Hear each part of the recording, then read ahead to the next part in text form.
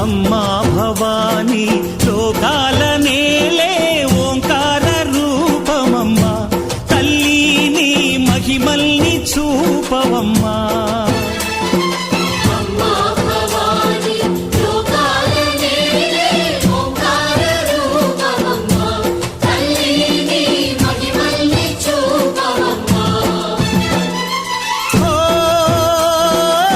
సృష్టికే దీపమా, శక్తికే మూలమా, సింహరథమే నీదమ్మా.